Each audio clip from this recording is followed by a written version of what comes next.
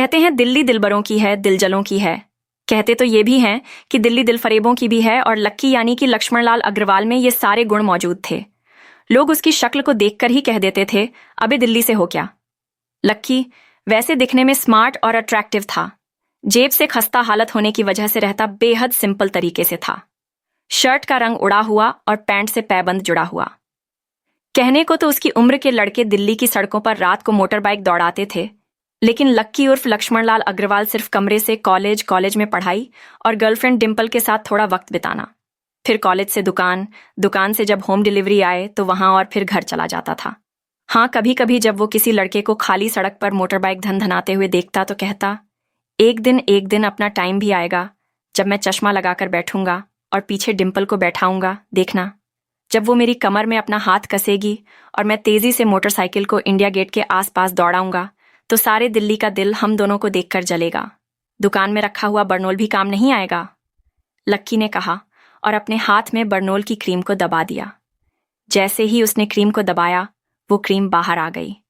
अबे गधे, क्या कर रहा है? वो कोई स्पंज की गेंद है क्या जो उसे दबा रहा है? दुकान के मालिक ने उसे फटकारते हुए कहा और उसके सर पर एक चपत लगा दी। सॉरी सर, लक्की ने अपना सिर बचाते हुए कहा। वो करोल बाग में स्थित एक छोटी सी मेडिकल स्टोर पर काम करता था। उसकी दुकान का नाम था चमन मेडिकल स्टोर और उसके ओनर का नाम था चमन लाल। लक्की पिछले 5 साल से इन्हीं की दुकान पर काम कर रहा था। यहाँ इस छोटी सी शॉप पर काम करना उसकी मजबूरी थी। लाइफ में कंगाली की वजह से उसे कॉलेज में पढ़ाई पूरी करने के लिए पार्ट टाइम जॉब करना था। उसने कई अच्छी जगह अच्छी तनख्वाह की नौकरी ढूंढी, पर नहीं मिली और वो इस मेडिकल स्टोर पर ही अटक गया। गधे, अब इसके पैसे क्या तेरे बाप भरेगा? कटेगा। इसका पैसा भी तेरी तनख्वाह से कटेगा और MRP से डबल रेट में कटेगा। चमन ने अपने दांतों को किचमिचाते हुए कहा। गुस्से की वजह से उसकी नाक फूल गई थी और लकी की सांसें उसने घबराते हुए ओनर से पूछा, MRP से डबल क्यों सर जी? ताकि अगली बार से ऐसी कोई हरकत करने से पहले तो डबल बार सोचे, चमन ने कहा और उसके हाथ से ट्यूब छीन ली। उसका जी तो चाह रहा था कि वो लक्की की खोपड़ी पर एक और बार अपना हाथ साफ कर ले, लेकिन उससे पहले ही दुकान का फोन बजने लगा। फोन की घंटी बजते ही लक्की को वहां से निकलने का मौका मिल गया और वो भागते हुए फोन उठाने के लिए चला गया। हेलो जी, करोल बाग के best medical store Chaman Lal medical store से बोल रहा हूं। बताइए क्या काम था? ये लक्की की पेटेंट लाइन थी, चाहे कहीं से भी फोन आए, लेकिन उसे फोन पर बस यही बोलना था। जैसे ही इधर लक्की ने अपनी बात कही, उधर से जवाब आया, मैं ब्रूमिंग नाइट होटल के कमरा नंबर 304 से बात कर रहा हूं। एक छोटा सा ऑर्डर है, नोट करो और जल्दी से ऑन ऑर्डर पे डिलीवर करवा दो। वो एक लड़के की आवाज थी। उसकी आवाज में काफी भारीपन और एक अजीब सी जल्दबाजी थी। जैसे ही लक्की ने वो आवाज सुनी, पता नहीं क्यों उसे वो आवाज जानी पहचानी सी लगी। जी सर, बताइए आपका क्या ऑर्डर है? हाँ तो लिखो, हार्ट प्ले के 2 पैकेट और 1 पैकेट टिश्यू। लक्की, जो कि अपना पैन लेकर खड़ा था, हार्ट प्ले का नाम सुनते ही झिझक गया। असल में हार्ट प्ले नाम का एक कंडोम आता था और इसलिए उसका नाम सुनते ही लक्की शर्मा गया था। इतने साल से भी मेडिकल की स्टोर पर काम करने के बाद उसे इन चीजों का नाम सुनने में शर्म आती थी। हेलो भाई, लिखा कि नहीं लिखा? उस आदमी ने फिर से लक्की से पूछा। जी सर, लिख लिया सर, लिख लिया। लक्की ने खिसियाकर हंसते हुए कहा। लिख लिया तो ऑर्डर लेकर निकल। उस लड़के ने कहा। उसकी आवाज सुनकर ना जाने ऐसा क्यों लग रहा था कि वो बहुत बड़ा आदमी था। जी सर, मैं सर, लेकिन सर बाहर तो बारिश हो रही है, लक्की ने कहा। उसने देखा कि बाहर बहुत तेज बारिश हो रही थी। उनकी दुकान के सामने पानी भर गया था और तेज हवाओं की वजह से चमन मेडिकल स्टोर का बोर्ड भी गिर गया था। लक्की को लग रहा था कि वो इतनी तेज बारिश में अब भी एकदम से तो नहीं निकल पाएगा, तो उसने उस लड़के को समझाते हुए कहा, सर मैं ऑर्डर तो ले आऊंगा, पर थोड़ा टाइम लग जाएगा, बारिश थोड़ी थम जाए। अब इससे पहले कि वो कुछ आगे बोल पाता, फोन पर तुम्हारे मालिक को पता है कि तुम मल्होत्रा जी के लड़के को मना कर रहे हो? हाँ पता है, बारिश हो रही है, इसलिए सारा सामान अच्छे से थैली में पैक करके लाना और लेट नहीं होना चाहिए, समझे? उस लड़के ने कहा और इससे पहले कि लक्की आगे कुछ कह पाता, उसने फोन काट दिया। उधर से लक्की के दुकान का मालिक उसे घूर कर देखे जा रहा था। लक्की के हाथ में पेन और पेपर देखकर ही वो समझ गया था कि उसके पास कोई ऑर्डर आया था। आज वैसे भी इतनी बरसात होने की वजह से सुबह से इक्का दुक्का ग्राहक की दुकान पर आए थे। ऐसे में उसकी दुकान का मालिक एक भी ऑर्डर को छोड़ना नहीं चाहता था। वो लक्की को देख रहा था और लक्की बारिश की ओर देख रहा था। बारिश का बहाना नहीं चलेगा, जाना पड़ेगा, चमन लाल ने कहा। मैं बहाना नहीं कर रहा सर, थोड़ी बारिश धीमी हो जाए तो मैं चला जाऊंगा। अभी आप खुद ही देखिए कितनी तेज बारिश है। वो पता नहीं कोई मिस्टर मल्होत्रा का कोई बेटा कुछ ज्यादा ही जल्दी में था। मैं साइकिल से तो पहुंच नहीं पाऊंगा। इतनी जल्दी? लक्की ने उनकी ओर देखते हुए कहा। क्या कहा मिस्टर मल्होत्रा जी का बेटा? तू मेरी दुकान बंद करवाएगा क्या? अभी के अभी निकल उनका ऑर्डर लेके, वो हमारे बहुत पुराने कस्टमर हैं, चमन ने कहा। पर लक्की ने कहा ही था कि। चमन बोला, पर वह कुछ नहीं, तू मेरी मोटरसाइकिल ले जा, उसने गुस्से में कहा। अरे सर जी, 200 के ऑर्डर में मुश्किल से 40 रुपये बचेंगे, इससे 3 गुने का तो पेट्रोल ही लग जाएगा, और अगर गाड़ी रास्ते में बंद हो गई तो अलग से खर्चा, लक्की ने समझाते हुए कहा। वो जानता था कि उसका मालिक इन सब बातों पर ध्यान नहीं देने वाला। चमन लाल बोला, कोई बात नहीं, तू जा, चाहे जो हो जाए, ग्राहक नाराज नहीं होना चाहिए, और वैसे भी वो मल्होत्रा जी का बेटा है। चमन लाल ने मोटरसाइकिल की चाबी लक्की की ओर उछालते हुए कहा। लक्की ने चाबी ली। उसे देखकर उसके अंदर मिक्स फीलिंग आ गई। एक तो वो बहुत खुश हुआ कि बड़े दिनों बाद बाइक चलाने को मिलेगी, पर वहीं दूसरी तरफ तो इसलिए हुआ कि बाइक मिली भी तो ऐसी तेज बारिश में अगर खराब हो गई तो इसकी चपत भी उसके सिर पर ही पड़ेगी।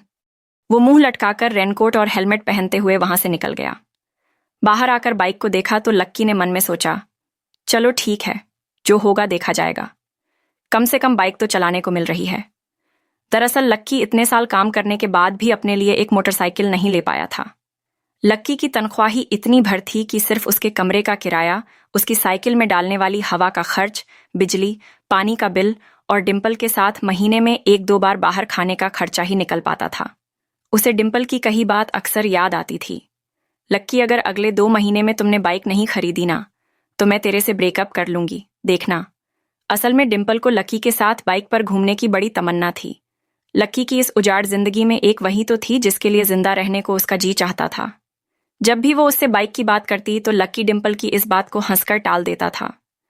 वो अपने मन में इस बात को अच्छे से जानता था कि डिम्पल उससे बहुत प्यार करती थी और वो उसे कभी छोड़कर नहीं जा सकती थी। वो दोनों एक दूसरे में ऐसे घुले मिले थे जैसे बादल बरसात में घुल जाती है। लक्की को डिम्पल बहुत पसंद थी और वो उसके लिए दुनिया जहां की खुशियां खरीद कर ला देना चाहता था। वो चाहता था कि एक दिन वो डिम्पल को प्लेन में बैठा दे, लेकिन उसकी ये सब उसकी आम तनख्वाह की नौकरी की वजह से वो अभी पूरे नहीं होने वाले थे। पर आज उसके पास एक मौका था। वो डिम्पल को अपने साथ इस बारिश में राजपट घुमाना चाहता था। वो उसे दिल्ली दिखाना चाहता था। चमनलाल को देने के लिए उसने पहले से ही बहाना सोच रखा था। बस जल्दी से वो ये डिलीवरी देकर सीधे डिम्पल के पास ही जाने वाला था। उसने होटल ब्रूमिंग नाइट के बाहर मोटर बाइक पार्क की और सीधे होटल के अंदर चला गया। रिसेप्शन पर पहुंचकर नमस्ते करते हुए रिसेप्शनिस्ट को बोला, जी मैं चमन मेडिकल स्टोर से आया हूं, रूम नंबर 304 का ऑर्डर था सर। रिसेप्शन पर खड़ा आदमी उसके हाथ में काली थैली को देखकर समझ गया था कि उसमें क्या था, और वो मंद ही मंद मुस्कुराते हुए बोला, हाँ 3rd फ्लोर पर है, लिफ्ट से चले जाओ, और हाँ रेनकोट यहीं उतार देना। जैसा उस आदमी ने कहा, लक्की ने ठीक वैसा ही किया और लिफ्ट में चढ़ने के कुछ ही देर बाद वो तीसरे माले पर पहुंच गया था। रूम नंबर 304 के बाहर पहुंचा और उसने डोरबेल बजाई। जैसे ही दरवाजा खुला, लक्की ने थैली आगे बढ़ाते हुए कहा, नमस्ते, मैं चमन मेडिकल स्टोर से लक्की आपका। इससे पहले कि लक्की आगे कुछ कह पाता, उसकी आंखें फटी की फटी रह गई थीं। उसने अपने सामने जो देखा, उसके बाद उसे ऐसा लगा कि बंद छत के नीचे भी उसके ऊपर आसमान से आकर एक जोरदार बिजली गिर गई थी। उसके सामने एक लड़की खड़ी थी। वो लड़की और कोई नहीं बल्कि उसकी गर्लफ्रेंड डिम्पल ही थी। उसने एक पर्पल कलर का नाइट गाउन पहन रखा था। उसके काले घने बाल गीले थे और उसने उन्हें अपने कंधे पर फैला रखा था। उसकी खुशबू से ही ये चीज साफ पता चल रही थी कि वो अभी अभी नहा कर आई थी। डिम्पल, तुम यहां क्या कर रही हो? लक्की को अपनी आंखों पर विश्वास ही नहीं हो रहा था। उसे 2 बार अपनी पलकें झपका कर देखा, लेकिन दोनों बार ही उसे अपने सामने डिम्पल ही नजर आई। तुम यहां क्या मेरा पीछा करते हुए आए हो? लक्की डिम्पल ने उल्टा उसी के ऊपर पलटवार करते हुए कहा। लक्की को देखकर उसके दिल की धड़कन भी तेज हो गई थी। उसे उम्मीद नहीं थी कि लक्की यहां आ जाएगा। उसने ना तो सुबह से उसे फोन किया था और ना ही उसके मैसेज का कोई जवाब दिया था। वो अपने मन में सोचकर बैठी थी कि वो अगले दिन खुद ही उससे मिलकर बोल देगी कि उसकी तबीयत खराब थी। डिम्पल बेबी, क्या हो गया? किससे बात कर रही हो? अचानक से एक गबरू जवान सा लड़का दरवाजे के पास आकर खड़ा हो गया था। उसने बनियान पहन रखी थी। लक्की उसे पहचान गया था। साले राहुल के बच्चे, तेरी हिम्मत कैसे हुई मेरी डिम्पल को हाथ लगाने की? लक्की ने जैसे ही राहुल को देखा, उसके तन बदन में मानो आग सी लग गई थी। वो उसे इस वक्त इतना बुरा मारना चाहता था, इतना बुरा पीटना चाहता था, जिसकी कोई हद सीमा नहीं थी। लेकिन जीस कॉलेज में पढ़ता था। राहुल और डिम्पल भी उसी में पढ़ते थे और वो कॉलेज राहुल के फादर का ही था। डिम्पल ने राहुल के पिता की एक कंपनी में जॉब पकड़ ली थी और राहुल उस पर बहुत लाइन मारता था। लेकिन एक दो बार डिम्पल को उससे दूर रहने के लिए भी कहा, लेकिन डिम्पल ने उसे ये कहकर टाल दिया था कि वो सिर्फ अच्छे दोस्त थे। आज भी इससे पहले कि वो आगे बढ़ता, डिम्पल उन दोनों के बीच आ गई। रुक जाओ, डिम्पल ने गुस्से में कहा और लक्की के सीने पर हाथ रखकर उसे रोक दिया। लक्की लंबी लंबी सांसें ले रहा था और कुछ ही सांसों के बाद उसका गुस्सा शांत हो गया। अब डिम्पल के पास भी छुपाने के लिए कुछ नहीं था, इसलिए उसने लक्की से कहा, लक्की, आज से तुम्हारा और मेरा ब्रेकअप। लक्की के पैरों के नीचे से जमीन खिसक गई थी। उसकी आंखें नम हो गईं। लक्की को उसकी बातों पर विश्वास नहीं हो रहा था। उसने डिम्पल की ओर देखा और बोला, डिम्पल, हम पिछले 1 साल से एक दूसरे के साथ हैं और तुम हो कि मुझसे ब्रेकअप करना चाहती हो? अरे मैं तो तुम्हारे लिए नई बाइक लेने वाला था। चल रहने दे, आज ही याद आई है तुझे बाइक की। अरे तेरे पास मुझे बाहर घुमाने के लिए, खिलाने पिलाने के लिए पैसे तो है नहीं, तू कहाँ से लेगा बाइक? और अगर ले भी लेगा तो उसमें पेट्रोल कहाँ से डलवाएगा? तेरी 8,000 रुपए महीने की नौकरी, उसमें होगा ये सब?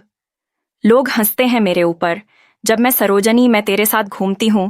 मैं ऐसी लाइफ नहीं जीना चाहती लक्की। मैं तेरी तरह गरीब नहीं रहना चाहती। तूने मुझे फंसाया था, उल्लू बनाया था तूने मुझे। इसीलिए मैंने राहुल से मैचअप कर लिया है। आज से यही मेरा बॉयफ्रेंड है। डिम्पल ने गुस्से में कहा। अच्छा तो बेबी, ये है तुम्हारा वो बेकार सा एक्स बॉयफ्रेंड? राहुल ने पूछा और डिम्पल के बगल में आकर खड़ा हो गया। फिर उसने लक्की के हाथ से थैली उठाई और उसमें से हार्ट प्ले का पैकेट निकालकर उसे चिढ़ाने के लिए उसे हवा में लहराने लगा। बाप रे, इससे बदकिस्मत इंसान है इस दुनिया में और कौन होगा? राहुल ने उसकी टांग खींचते हुए कहा। लक्की के पास उसकी बात का कोई जवाब नहीं था। उसने गुस्से से डिम्पल की ओर देखा और अपनी हाथों की मुट्ठी भींच ली और फिर वो वहां से निकल गया। अबे ये पैसे तो ले जा, सब कुछ फ्री में देता जाएगा क्या? राहुल ने जोर से ठाके लगाते हुए कहा, लेकिन लक्की बिना उसकी बात सुनते ही निकल गया। उसके दिमाग में डिम्पल के कहे शब्द गूंज रहे थे। उसने कभी सपने में नहीं सोचा था कि डिम्पल उसके साथ कुछ ऐसा भी कर सकती थी। जिस इंसान के लिए वो इतना कुछ करना चाह रहा था, उसे उसकी कोई कदर ही नहीं थी। लक्की इतना हताश हो गया था कि बुरी तरह से रोने लगा। इस बार वो लिफ्ट से नहीं बल्कि सीढ़ियों से नीचे उतरा और एक एक सीढ़ी उतरने के साथ उसके आंसू आंखों से छलकते जा रहे थे।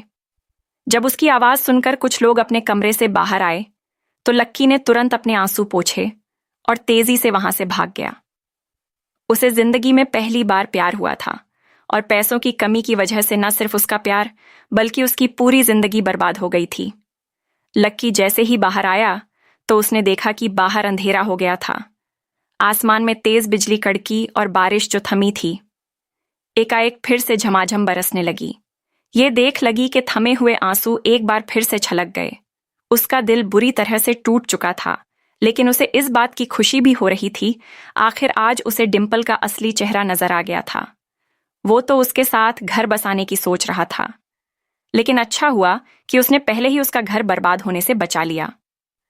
लक्की को दुख तो बहुत हो रहा था, पर उसे यह भी लग रहा था कि उसे आगे चलकर यही दुख उसे एक खुशी देने वाला था।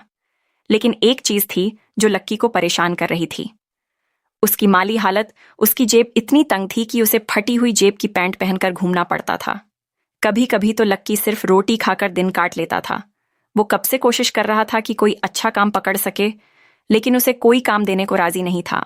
उसने टूटे हुए दिल को दिलासा देते हुए सोचा कि डिम्पल पर खर्च होने वाले पैसे से शायद उसकी हालत सुधर जाएगी।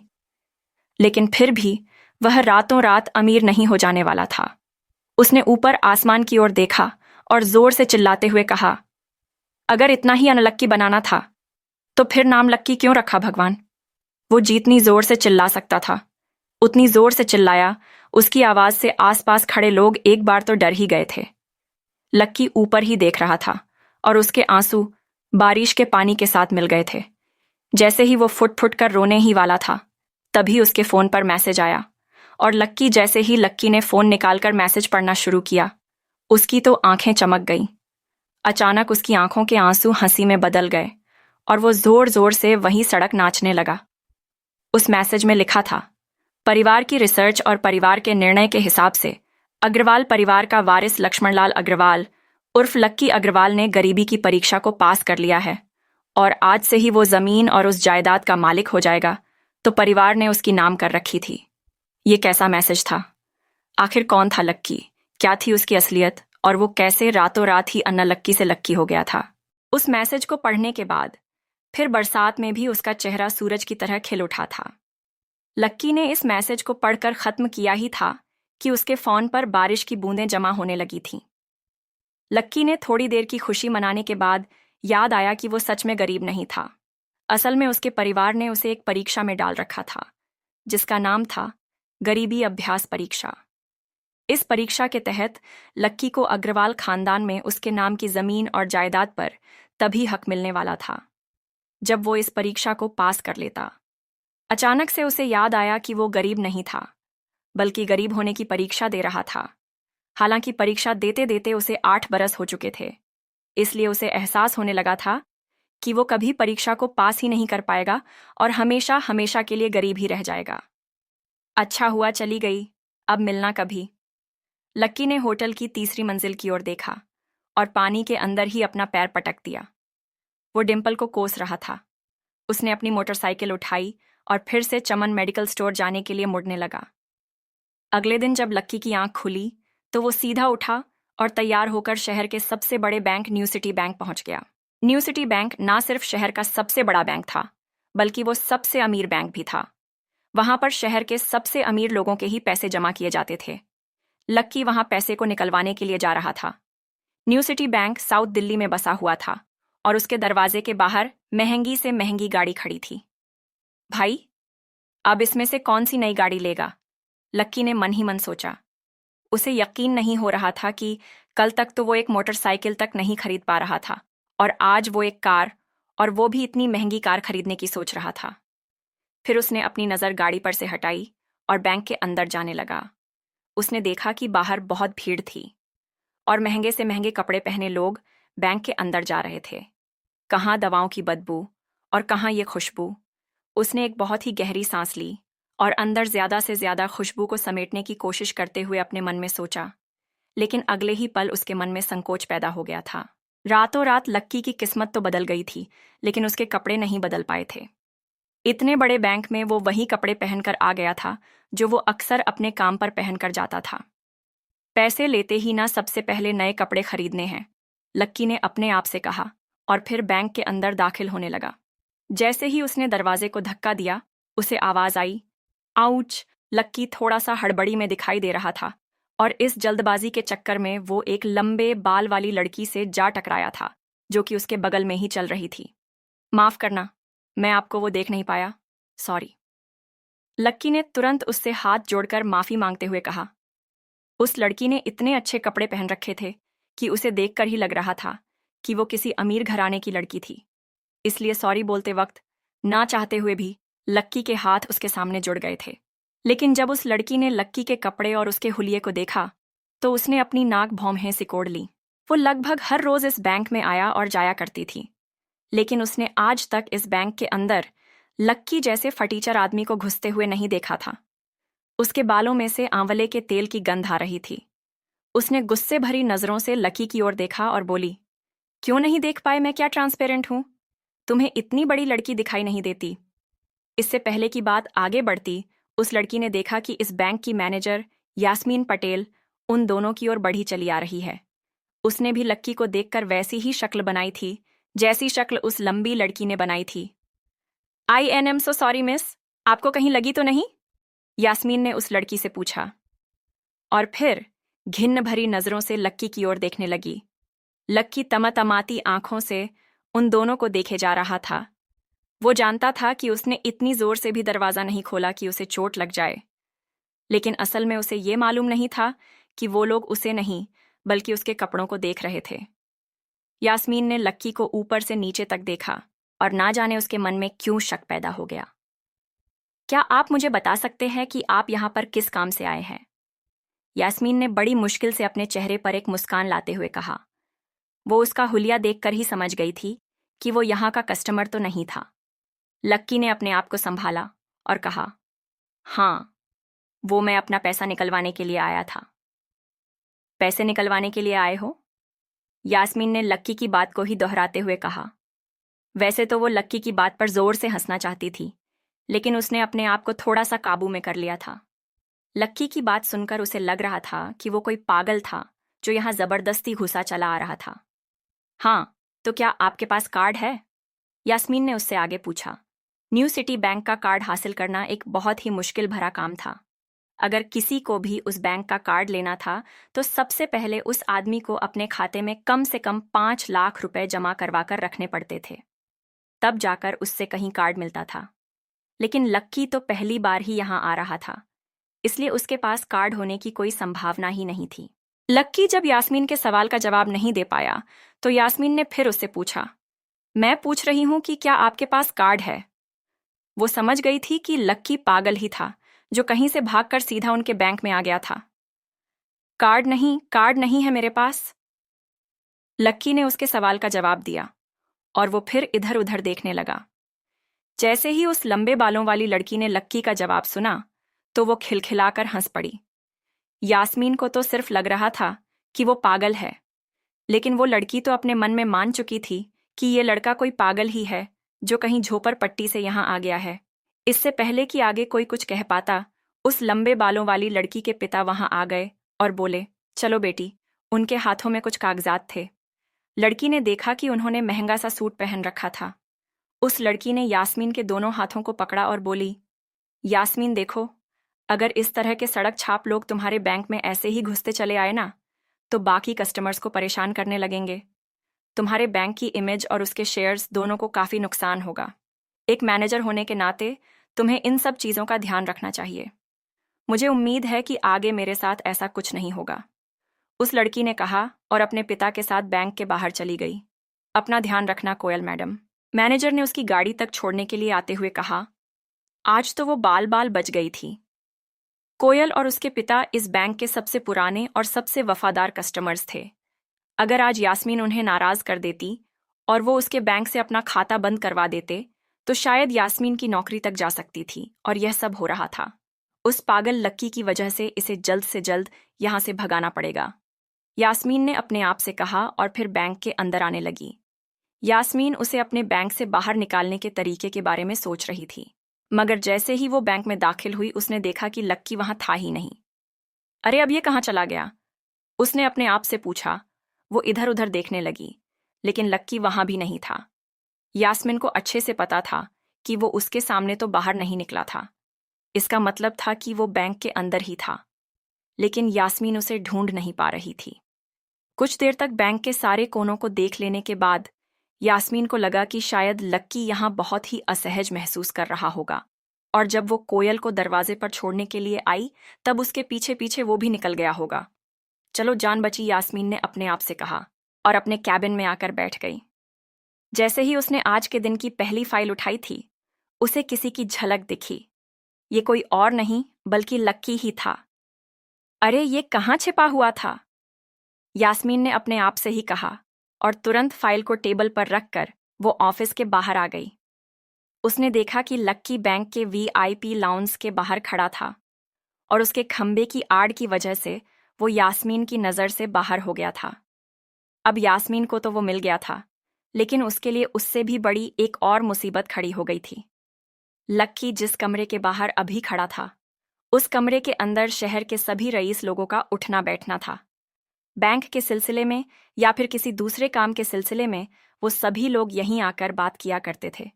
उस कमरे के अंदर जो लोग बैठे थे, उन सबके करोड़ों रुपए बैंक के खाते में जमा थे। अब अगर ऐसे में लक्की वहां घुस जाता तो सब लोग मिलकर यास्मीन की गर्दन पर चढ़ जाते। रुको, जहां पर हो वहीं खड़े रहो, यास्मीन जोर से और साथ ही गुस्से से चिल्लाई। बाकी के लोग जो वहां खड़े थे वो यास्मीन की ये चीख सुनकर डर गए थे। कुछ लोगों को उसकी इतनी जोर से आवाज करने की वजह से गुस्सा भी आ गया था और यास्मीन सबसे मुस्कुराते हुए माफी मांगकर आगे बढ़ती जा रही थी। वो लक्की को किसी भी तरह से उस कमरे में जाने से रोकना चाहती थी, लेकिन उससे पहले ही वो उस कमरे के अंदर दाखिल हो चुका था। अरे यार, ये आदमी है या गधा? यास्मीन ने अपना ही सिर पीटते हुए कहा और वो भी उस कमरे के दरवाजे की ओर बढ़ने लगी। उसने उस कमरे का दरवाजा खोलने की कोशिश की, लेकिन वो अंदर से लॉक हो गया था। बाप रे, ये कैसा आदमी है! बिना परमिशन के अंदर गुस्सा तो गुस्सा, लेकिन दरवाजा भी अंदर से बंद कर लिया। अब यास्मीन की सांसें फूलती जा रही थीं। उसे बहुत डर लग रहा था। उसका जी यह सोचकर घबराए जा रहा था कि न जाने अंदर लक्की और उस रिलेशन मैनेजर के बीच क्या हो रहा होगा। इधर जैसे ही लक्की कमरे में दाखिल हुआ, वहां का कस्टमर रिलेशन मैनेजर, जो कि सोफे पर फैला हुआ था, वो उसे देखते ही अचानक सीधा बैठ गया। हेलो सर, कैसे हैं आप? उसके मुंह से बिना लक्की को देखते हुए ये शब्द निकले। उसे याद था कि इस कमरे में कुछ खास लोग ही आते थे, और जो भी आते थे यास्मीन उनके आने की खबर उसे पहले ही दे देती थी। लेकिन इस वक्त जो आदमी उसके सामने खड़ा था, उसे देखते ही वो अपनी जगह पर जम गया था। ना तो वो कहीं से भी वीआईपी लग रहा था और ना ही वो उसका कोई रिश्तेदार था। कौन हो भाई तुम? क्या चाहिए तुम्हें? उस मैनेजर ने 20 साल के जवान लड़के को देखते हुए कहा। मैं यहां अपना पैसा लेने आया हूं। लक्की ने सीधे मुद्दे की बात को मैनेजर के सामने रखते हुए कहा। तुम्हारे पास हमारा सुप्रीम कार्ड है। मैनेजर ने उसे ऊपर से नीचे तक देखा था और पूछा। नहीं नहीं, मेरे पास कोई कार्ड नहीं है, लक्की ने कहा। तो फिर हम तुम्हें कोई पैसा नहीं दे सकते। चलो अभी दरवाजा खोलो और सीधा बाहर निकलो, मैनेजर ने कहा और सोफे पर से उठ गया। नहीं, मैं अपना पैसा लिए बिना नहीं जाऊंगा। यहां से लक्की भी जिद पर अड़ गया। अरे बोला ना, बिना कार्ड वाले को पैसा नहीं मिलता है, और वो भी पैसा होगा तब तो मिलेगा ना, मैनेजर ने उसके करीब आते हुए कहा। अरे पैसा है तभी तो निकालने आया हूं सर, लक्की ने कहा। देख, फालतू की बहस मत कर सुबह सुबह, वरना मैं सिक्योरिटी को बुला लूंगा तो वो लोग मार मार कर बाहर निकालेंगे तुझे। लक्की यह सुनकर घबरा गया था। मैनेजर के चेहरे का गुस्सा उसे साफ नजर आ रहा था, लेकिन ऐसा भी नहीं था कि वो झूठ बोल रहा था। भले ही उसके पास कार्ड नहीं था, लेकिन इसका मतलब ये नहीं था कि वो अग्रवाल खानदान का लड़का नहीं था। जैसे जैसे मैनेजर उसकी ओर बढ़ता चला जा रहा था, लक्की का डर भी बढ़ता जा रहा था। मैनेजर को लग रहा था कि वो कोई संकी था और वो उसे धक्का मारकर बाहर निकालने के लिए आगे बढ़ ही रहा था कि अचानक घबराए हुए लक्की के दिमाग में एक आइडिया आया। फिंगरप्रिंट। उसने अपना अंगूठा कमरे में मौजूद उस मैनेजर के सामने उठाते हुए कहा। फिंगरप्रिंट? कौन सा फिंगरप्रिंट? मैनेजर ने चौंकते हुए पूछा। अरे अरे, आपने कहा ना कि आपको कार्ड चाहिए, पर मेरे पास कार्ड नहीं है, फिंगरप्रिंट है, और मुझे मालूम है कि आपके यहाँ फिंगरप्रिंट से भी पैसे निकलते हैं। ये कहते ही लक्की ने एक राहत की सांस ली थी, लेकिन मैनेजर को यह समझ नहीं आ रहा था कि आखिर लक्की को फिंगरप्रिंट की जानकारी मिली कैसे। तुम फिंगरप्रिंट यूज करना चाहते हो? मैनेजर ने लक्की को घूरते हुए पूछा। लक्की की शक्ल और उसका हुलिया मैनेजर के लिए उसकी बातों से मेल नहीं खा रहा था। हाँ, मैं फिंगरप्रिंट यूज करना चाहता हूं सर, लक्की ने सीना चौड़ा करते हुए कहा। उसे इस तरह देखकर तो मैनेजर और भी कन्फ्यूज हो गया था। मैनेजर ने सोचा कि उसे एक चांस देना चाहिए, इसीलिए उसने लक्की को फिंगरप्रिंट इस्तेमाल करने की इजाजत दे दी थी। वो अपनी टेबल के पास गया और उसके दराज में फिंगरप्रिंट वाली मशीन ढूंढने लगा। 2-3 ड्रॉर में झांकने के बाद आखिरकार उसे वो मशीन मिल गई थी। चुपचाप यहां पर अपना अंगूठा लगाओ, मैनेजर ने मशीन को आगे बढ़ाते हुए लक्की से कहा। लक्की ने अपनी फटी हुई पैंट के पिछले हिस्से में अपना अंगूठा पोंछा और फिर उस मशीन पे लगा दिया। 2 सेकंड बाद मशीन में से एक आवाज आने लगी। उसके अंदर एक लाल बत्ती जल रही थी और वो जोर जोर से बीप कर रही थी। देखा, तुम्हारा फिंगरप्रिंट मैच नहीं कर रहा है। मैंने पहले ही बोला था कि कोई खाता नहीं है इस बैंक में तुम्हारा। मैनेजर ने लक्की को ऐसे देखा जैसे वो कोई बड़ा अपराधी था। मैनेजर उसकी पैंट की ओर देखने लगा। उसे लग रहा था कि लकी ने अपनी जेब में कोई हथियार छुपा रखा था और वो मैनेजर को बेवकूफ़ बना रहा था। इससे पहले कि लक्की अपनी जेब से कोई बंदूक या बम निकालता, मैनेजर ने अपना फ़ोन निकाला और पुलिस का नंबर लगाने लगा। लक्की ने उसकी स्क्रीन पर देख लिया था कि वो 100 नंबर पर फ़ोन लगा रहा था। लक्की बुरी तरह से घबरा गया था। वो बहुत ही उत्साह और जोश में अंदर तक तो चला गया था, लेकिन उसे मालूम नहीं था कि वो इतनी बड़ी मुसीबत में फंसने वाला है। अब आगे क्या होने वाला था? क्या लक्की उसे पुलिस को बुलवाने से रोक पाता? कहीं उसे कोई फेक मैसेज तो नहीं आया था?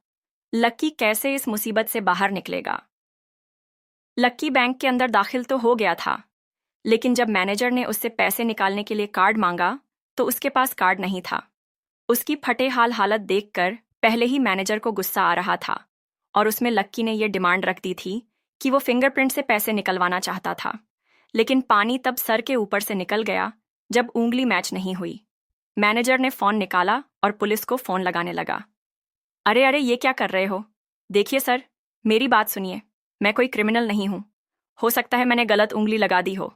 बस अब मेरे को एक लास्ट बार फिंगरप्रिंट लगाने दो प्लीज़, लक्की ने उसके सामने हाथ जोड़ते हुए कहा। देख, ये उंगली भी अगर नहीं लगी ना, तो फिर ये मत कहना कि मैं अगली उंगली भी ट्राई करके देखता हूँ। बार बार ऐसा नहीं चलने वाला है। अगर ये वाली काम नहीं की, तो मैं सीधा पुलिस को फ़ोन करने वाला हूँ। अभी मैनेजर ने लक्की को धमकाते हुए कहा। उसने अपने एक हाथ में मशीन और दूसरे हाथ में मोबाइल फ़ोन पकड़ा हुआ था। उसने अपनी स्क्रीन पर पुलिस का नंबर खोल रखा था और उसका अंगूठा हरे बटन पर ही टिका हुआ था। इधर लक्की ने अपने सीधे हाथ की उंगली को अपने पैंट से साफ किया और भगवान का नाम लेकर उसे उस मशीन पर लगा दिया। जैसे ही उसकी उंगली उस मशीन पर पड़ी, अब की बार फिर मशीन से एक आवाज़ आई और वो चमक कर हरी हो उठी। तभी मैनेजर के मोबाइल पर एक मैसेज आया। मैनेजर ने उस मैसेज को पढ़ना शुरू किया। वेरिफिकेशन सक्सेसफुल, खाता नाम लक्ष्मणलाल अग्रवाल, खाता नंबर 01104। जैसे ही मैनेजर ने इस मैसेज को देखा, उसकी आंखें फटी की फटी रह गई थीं। उस मशीन पर चमकती लाइट को देखते हुए लक्की की आंखें भी चमक आई थीं।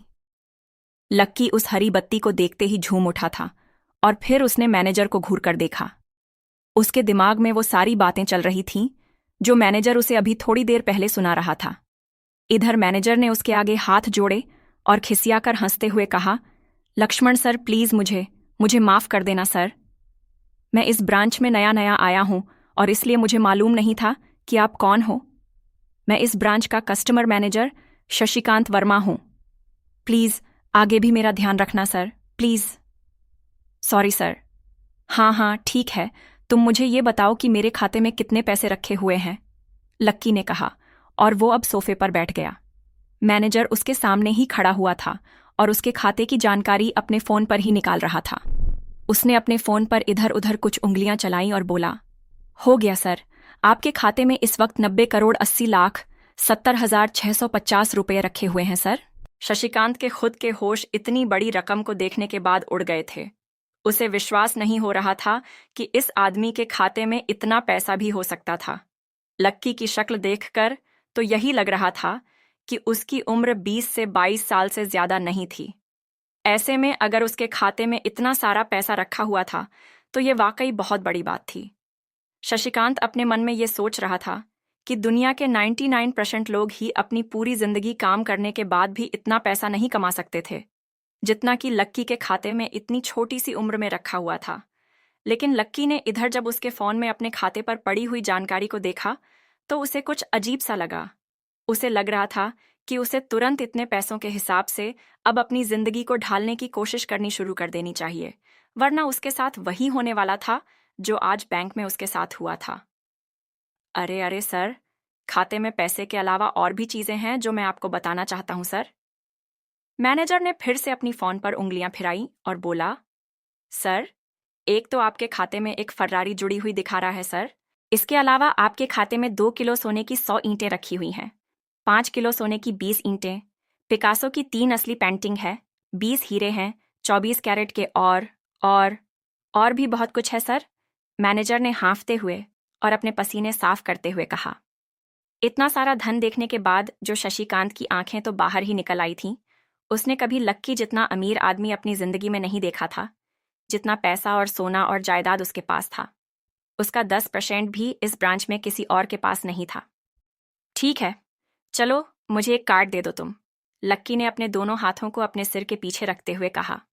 जी जी सर, मैं अभी आपके लिए एक नया कार्ड बनवा देता हूँ सर। मुझे बस 10 मिनट दीजिए सर, बस 10 मिनट, शशिकांत ने कहा और फिर लक्की के सामने ही निकल गया। जितनी देर में लक्की ने अपने फ़ोन पर फिर से उस मैसेज को खोलकर देखा, उतनी ही देर में मैनेजर उसके लिए एक चमकता हुआ सुप्रीम कार्ड लेकर उसके सामने आ गया था। लेकिन उस कार्ड को देखने के बाद ना जाने क्यों मैनेजर को ऐसा लग रहा था कि ये कार्ड लक्की की संपत्ति के आगे कुछ भी नहीं था। फिर भी मैनेजर इसमें कुछ नहीं कर सकता था, क्योंकि वो जानता था कि उसके पास इस ब्रांच में इससे बड़ा और कोई कार्ड नहीं था। इसलिए फिलहाल वो लक्की को यही दे सकता था। उसने उस कार्ड पर लक्की का पूरा नाम लक्ष्मण लाल अग्रवाल गुदवा दिया था। लीजिए सर आपका कार्ड, पासवर्ड वगैरह सब आपको ईमेल पे मिल जाएगा, शशिकांत ने मुस्कुराते हुए कहा और वो लक्की के सामने हाथ बांधकर खड़ा हो गया। इधर लक्की ने उस कार्ड को उलट पलट कर देखा और फिर लक्की अपनी जगह से खड़ा होकर वो बाहर निकलने लगा। शशिकांत का मन तो यही कर रहा था कि वो उसे दरवाजे तक छोड़ने जाए, लेकिन उसकी ड्यूटी इसी ऑफिस में थी और वो किसी को बाहर छोड़ने नहीं जा सकता था। फिर भी वो लक्की के लिए दरवाज़ा खोलने के लिए आगे आ गया था। इधर यास्मीन अपने कैबिन में अपना सिर पकड़े हुए बैठी थी। उसे समझ नहीं आ रहा था कि आखिर अंदर चल क्या रहा था। एक पल को तो उसे लगा कि लक्की पागल नहीं बल्कि बदमाश था कोई, और उसने शशिकांत को बंदी बना लिया था। लेकिन जब वो लक्की के लिए कार्ड लाने के लिए अपने दफ्तर से बाहर आया तो यास्मीन को लगा कि कुछ गड़बड़ नहीं हुई थी। फिर ये इतनी जल्दी में कहाँ जा रहे हैं, उसने अपने आप से पूछा। शशिकांत को सुरक्षित देख बैंक के बाकी लोग भी दरवाजे पर से पीछे हट गए थे। वैसे भी उसे देखते ही सब लोग अपनी अपनी जगह पर वापस दौड़े चले जाते थे। शशिकांत का खौफ ही ऐसा था कि उसकी आंखों की झलक भर से खड़ा कर्मचारी जाकर अपनी कुर्सी पर बैठ जाता था। लेकिन एक बार शशिकांत के बाहर आने के बाद वो दोबारा बाहर नहीं आया था और ना ही लक्की कमरे से बाहर आया था। इधर यास्मीन परेशान हुए जा रही थी। वो जानती थी कि अगर कुछ भी गड़बड़ हुआ तो सबसे पहले उसकी नौकरी जाने वाली थी। उसने बड़ी मुश्किल से और मेहनत करके इस नौकरी को हासिल किया था और वो किसी पागल की वजह से इसे अपने हाथ से नहीं जाने देना चाहती थी। जैसे ही परेशान यास्मीन ने अपनी नज़र उठाकर फिर से उस कमरे की ओर देखा तो पाया कि लक्की बहुत ही आराम से उस कमरे से बाहर निकलकर दरवाजे की ओर बढ़ता चला जा रहा था। ए रुको, तुम इस तरह बाहर नहीं जा सकते, यास्मीन जोर से चिल्लाई और भागते हुए लक्की के पास चली गई। तुम्हारी हिम्मत कैसे हुई जबरदस्ती हमारे वीआईपी रूम में घुसे चले जाने की, यास्मीन ने गुस्से में पूछा। उसका मन तो यही कर रहा था कि वो अभी लक्की का गिरेबान पकड़कर उसे झकझोर दे, लेकिन उसने अपने आप को रोक रखा था। मैंने पहले भी कहा था ना आपसे, मैं यहां सिर्फ अपना पैसा लेने आया था और कुछ नहीं, लक्की ने कहा और मुस्कुराने लगा। यास्मीन ने देखा कि उसके हाथ में एक सुप्रीम कार्ड था और वो उसकी उंगलियों के बीच चमक रहा था। यास्मीन के दिमाग में आया कि लक्की ने ये कार्ड कहीं अंदर से चुरा तो नहीं लिया, और इससे पहले कि वो यहां से चोरी करके भागता, यास्मीन जोर से चिल्लाई, सिक्योरिटी सिक्योरिटी।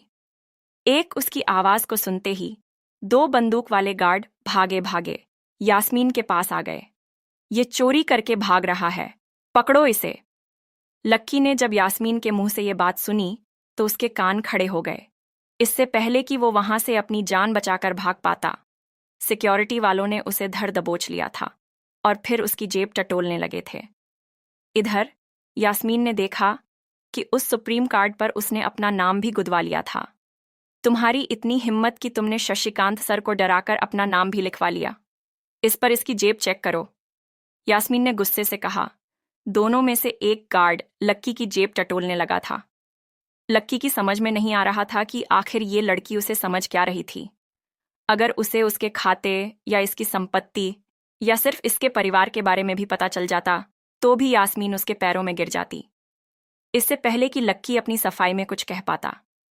एक गार्ड बोला, मैडम, उसकी जेब में तो कुछ नहीं है, बल्कि फटी हुई जेब है इसकी।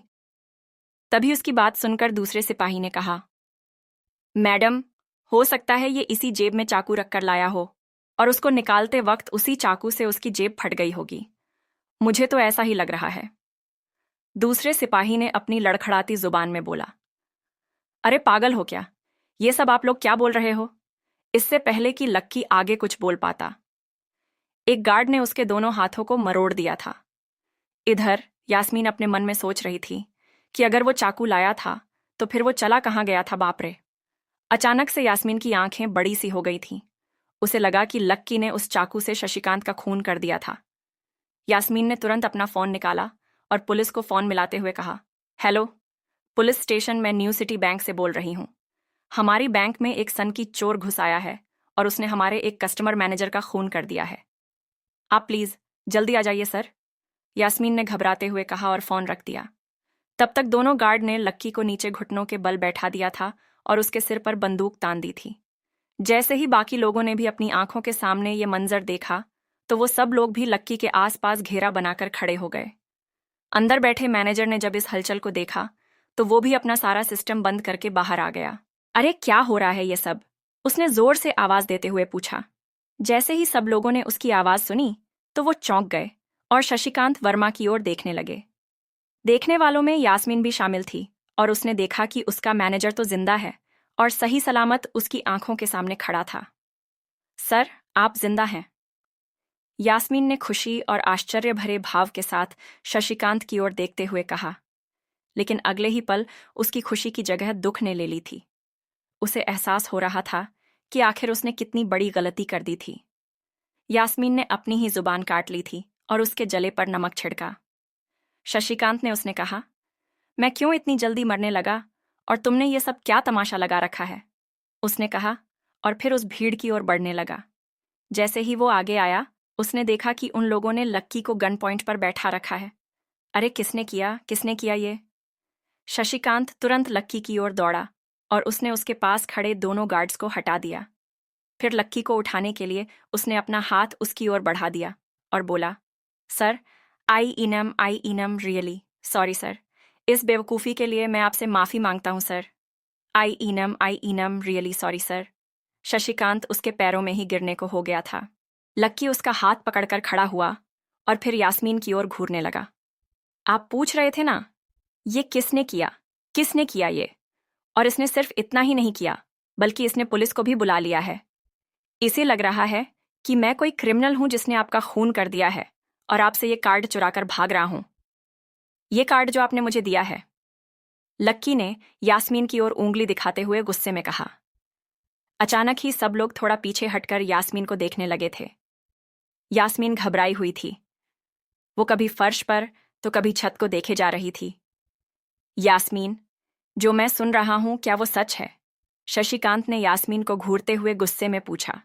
उसकी आंखों में छुपे गुस्से को यास्मीन बर्दाश्त नहीं कर पा रही थी, इसलिए उसकी ना तो लक्की से और ना ही शशिकांत से नजर मिलाने की हिम्मत हो रही थी। फिर भी वो जानती थी कि उसका चुप रहना इस वक्त उसके लिए बहुत खतरनाक हो सकता था, इसलिए उसने कहा, सर, जी सर, मेरी गलती है सर, ये मेरी बहुत बड़ी मिसअंडरस्टैंडिंग है सर। मुझे लगा कि ये ज़बरदस्ती अंदर घुस आया है और इसने आपके ऊपर हमला करके आपसे ज़बरदस्ती ये कार्ड बनवा लिया है और फिर आपको मार दिया है सर, यास्मीन ने घबराते हुए कहा। उसकी डरी सहमी सी आंखों में अब आंसू ही आ गए थे। मैनेजर ने जब उसकी ये बात सुनी तो उसने अपना सिर पकड़ लिया। यास्मीन जैसी समझदार लड़की इतनी बड़ी भूल कैसे कर सकती थी? उसने लक्की को पहचाना ही नहीं था। खैर, मैनेजर को लगा कि इसमें उसकी कोई गलती नहीं थी। जब वो खुद लक्की को नहीं पहचान पाया था तो फिर यास्मीन कैसे पहचान पाती? इसलिए उसने सोचा कि सबके सामने उससे कुछ कहने से अच्छा था कि वो यास्मीन को एक कोने में ले जाकर लक्की की सच्चाई बताए। शशिकांत ने उसका हाथ पकड़ा और उसे खींचकर अपने साथ खंबे के पास ले गया और बोला, तुम्हें मालूम है ये कौन है? अरे ये लक्ष्मण अग्रवाल है, लक्ष्मण अग्रवाल खानदान का वारिस। तुम्हें पता है ना कि अग्रवाल खानदान का खाता हमारे बैंक की जितनी भी शाखाएं हैं उसमें सबसे बड़ा खाता है। यास्मीन ने जैसे ही ये नाम सुना उसके पैरों के नीचे से जमीन खिसक गई थी। वो जानती थी कि अगर बैंक इतनी ऊंचाइयों पर पहुंचा था तो उसके पीछे अग्रवाल खानदान का सबसे बड़ा हाथ था। इस बात का जिक्र उससे तब भी किया गया था जब उसने नौकरी ज्वाइन की थी। तुम्हें पता है इस लड़के के नाम पे कितनी प्रॉपर्टी है? ये अपने दम पर ना इस पूरे एरिया को खरीद सकता है, शशिकांत ने यास्मीन से कहा। यास्मीन जैसे जैसे लक्की को देखी जा रही थी वो बड़ी बड़ी आंखों से उसे घूरे जा रही थी। लक्की कभी उन दोनों को देख रहा था तो कभी अपने आसपास खड़े लोगों को देख रहा था। अब सबसे पहले तो पुलिस को फोन करो और उनसे कहो कि हमसे गलती हो गई थी, और उसके बाद जाकर तुम उनसे भी माफी मांगो, और अगर उन्होंने तुम्हें माफ कर दिया तो तुम्हारी किस्मत, वरना समझ लेना कि तुम्हारी नौकरी चली गई, शशिकांत ने कहा और दौड़कर लक्की के पास जाकर खड़ा हो गया। इधर यास्मीन अभी भी वहीं पर खड़ी थी। अभी अभी जो शशिकांत उसे बताकर गया था उसे यास्मीन पचा नहीं पा रही थी। उसे लग रहा था कि उसमें उसकी कोई गलती नहीं थी, लेकिन कोई उसकी सुनने वाला नहीं था। बैंक उस छोटी सी मैनेजर के चक्कर में अपने सबसे बड़े कस्टमर को छोड़ने वाला तो नहीं था। अब मेरे पास और कोई रास्ता नहीं बचा है, यास्मीन ने निराश होते हुए अपने आप से कहा, और फिर अपनी जेब से फोन निकालकर पुलिस थाने में फोन लगाया। जैसे ही यास्मीन ने पुलिस वालों से ये कहा कि उससे गलती हो गई और जिसे वो बदमाश समझ रही थी, असल में वो बदमाश नहीं बल्कि शहर के सबसे बड़े रईस का बेटा था, तो उधर से आवाज आई, मैडम सॉरी, लेकिन अब तो गाड़ी निकल गई है, वहां पहुंचती होगी। अब आपको जो भी कहना है इंस्पेक्टर साहब से कह देना। और उस पुलिस वाले ने फोन काट दिया। मर गए, यास्मीन ने अपने आप से निराश होते हुए कहा। उसके हाथ थर थर कांप रहे थे। उसे समझ नहीं आ रहा था कि अब वो क्या करे। अब उसके पास लक्की से माफी मांगने के अलावा और कोई चारा नहीं बचा था। लेकिन अगर लक्की सर ने मुझे माफ नहीं किया और उल्टा मेरे ऊपर एफिमेशन का चार्ज लगा दिया तो, यास्मीन ने अपने आप से कहा, और वो अब और भी ज्यादा घबरा गई थी। उसने देखा कि लक्की उसे घूर कर देख रहा था। शशिकांत पूरी कोशिश कर रहा था कि वो लक्की को शांत करवा सके, लेकिन लक्की वहां से हिलने का नाम तक नहीं ले रहा था। यास्मीन उसके पास पहुंच गई थी। वैसे तो वो जानती थी कि उससे माफी मांगने से उसकी किस्मत बदलने वाली तो थी नहीं, फिर भी उसने एक बार कोशिश करनी चाहिए और लक्की से कहा, सर मैं आपको गलत समझ रही थी। सर एक्चुअली आपके, यास्मीन ने उसके कपड़े को देखा और एक सांस लेते हुए आगे बोली, सर प्लीज मुझे माफ कर दीजिए सर, मेरी इंटेंशन आपको हर्ट करने की बिल्कुल भी नहीं थी। मैं तो जो कुछ कर रही थी बैंक की सेफ्टी के लिए कर रही थी सर, यास्मीन ने गिड़गिड़ाते हुए कहा और नीचे देखने लगी। इट्स ओके, कोई बात नहीं है, लक्की ने कहा और उसके हाथ से अपना सुप्रीम कार्ड लेकर निकल गया। यास्मीन को अपने कानों पर तो विश्वास ही नहीं हो रहा था। वो मान ही नहीं पा रही थी कि लक्की ने उसे माफ कर दिया था। उधर लक्की को अपने आप पर विश्वास नहीं हो रहा था कि वो रातों रात इतना अमीर हो गया था। आखिर लक्की इतने पैसों का क्या करने वाला था? क्या उसके खाते की बैलेंस की तरह वो भी रातों रात बदल जाता? ये पैसा उसकी जिंदगी को क्या दिशा देने वाली थी? लक्की न्यू सिटी बैंक से अपना सुप्रीम कार्ड लेकर निकल रहा था। असल में उसे क्लास में जाने में देर हो रही थी, इसलिए वो बिना यास्मीन से कुछ कहे या उसे सबक सिखाए वहां से निकल गया था। लक्की दिल्ली यूनिवर्सिटी के ही एक कॉलेज में पढ़ता था। जैसे ही वो कॉलेज के अंदर दाखिल हुआ, उसके पैर एक कीचड़ से भरे गड्ढे में पड़ गए। ओह शिट, उसने अपने आप से कहा और अपने जूतों को पास की सड़क पर साफ करने लगा। वो कॉलेज एडमिनिस्ट्रेशन के दफ्तर की ओर देखकर उसे कोस रहा था। कॉलेज की सड़कों पर इतने सारे गड्ढे हो गए थे, लेकिन वो लोग एक भी गड्ढा नहीं भरवा रहे थे। जब भी लक्की इस चीज की कंप्लेन करने के लिए वहां जाता, तो वो इसे ये कह देते कि फंड ही नहीं है। उसने जैसे तैसे अपना जूता तो साफ कर लिया था, लेकिन वो अपनी पैंट पर लगे कीचड़ के दाग को साफ नहीं कर पाया था। वो बाथरूम की ओर जा पाता। इतने में क्लास की घंटी बज गई। वो भागते हुए क्लास में पहुंचा। उसने दरवाजे के बाहर से ही देखा कि प्रोफेसर कमलनाथ मिश्रा पोडियम पर आ गए थे और उन्होंने आज के लेक्चर की शुरुआत भी कर दी थी। जैसे ही उनकी नजर बाहर खड़े लक्की पर पड़ी, तो उनकी आंखें निराशा से भर आईं। इधर लक्की का सिर भी शर्म से झुक गया था और उसे अंदर ही अंदर बुरा लग रहा था। कॉलेज में जितने भी प्रोफेसर थे, उनमें से कमलनाथ जी को लक्की सबसे ज्यादा पसंद करता था। बाकी प्रोफेसर्स ये बात जानते थे कि लक्की पढ़ाई के साथ साथ जॉब भी करता था, इसलिए उसका पढ़ाई में ध्यान नहीं था, इसलिए वो भी लक्की के ऊपर ज्यादा ध्यान नहीं देते थे। कुछ लोग तो पूरी क्लास के सामने उसका मजाक भी उड़ाते थे, लेकिन सिर्फ कमलनाथ जी ही ऐसे प्रोफेसर थे जो उसके साथ बराबरी का व्यवहार करते थे। लक्की बिना कुछ कहे वैसे ही अपना सिर नीचे झुकाए क्लास में दाखिल हो गया। जैसे ही उसके पैर क्लास में पड़े, सभी लोग उसकी ओर देखने लगे। अबे, ये फटीचर कब से लेट आने लगा? सूरज पश्चिम से उग सकता है, लेकिन ये कभी लेट नहीं हो सकता। आज क्या हो गया इसे? एक लड़के ने लक्की को चढ़ाते हुए कहा। अबे यार, इसकी पैंट तो देख कितनी गंदी है। भाई, क्लास में लड़कियां भी होती हैं, कम से कम कपड़े तो ढंग से पहन के आ यार।